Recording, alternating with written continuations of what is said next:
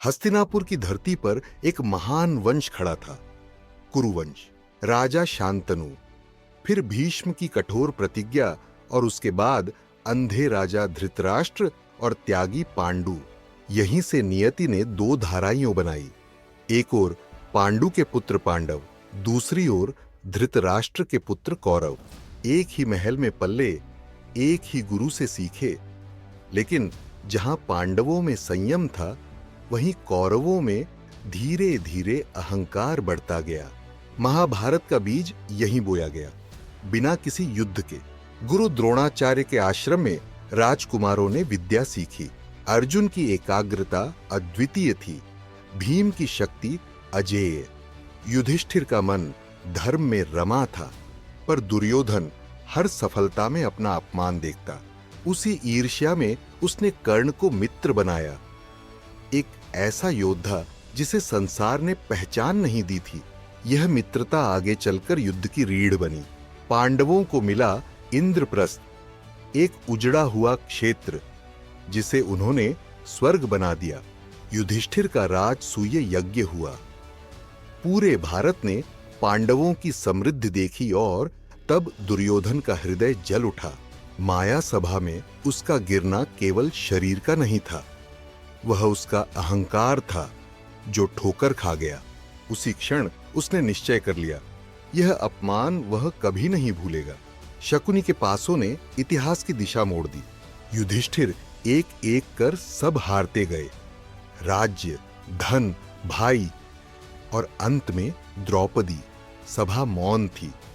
भीष्म, द्रोण, कृपाचार्य सब जानते थे कि अधर्म हो रहा है, पर राजधर्म ने उन्हें जकड़ रखा था।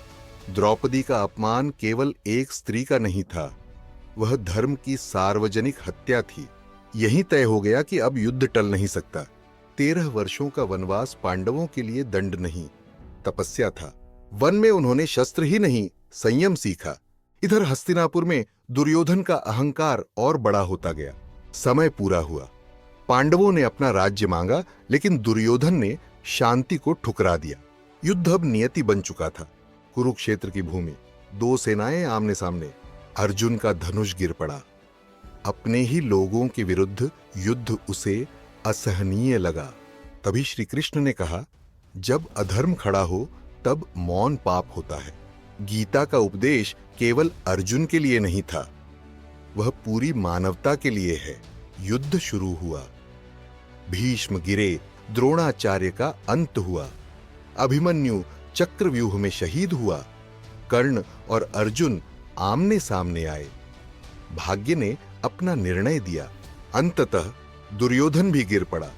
युद्ध जीत लिया गया, पर कोई हर्ष नहीं था। पांडवों की जीत राख में बदल चुकी थी। हजारों परिवार उजड़ चुके थे।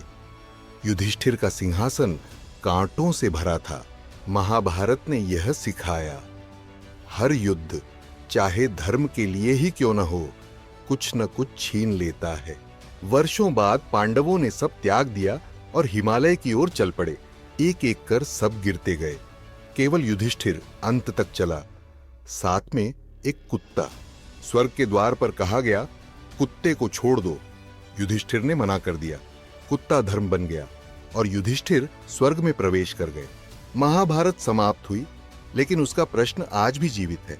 धर्म क्या है, कर्तव्य क्या है और मौन कब अपराध बन जाता है? में महाभारत किसी एक युग की कथा नहीं, यह हर उस समय की कहानी है जब मनुष्य धर्म और अहंकार के बीच खड़ा होता है। धन्यवाद।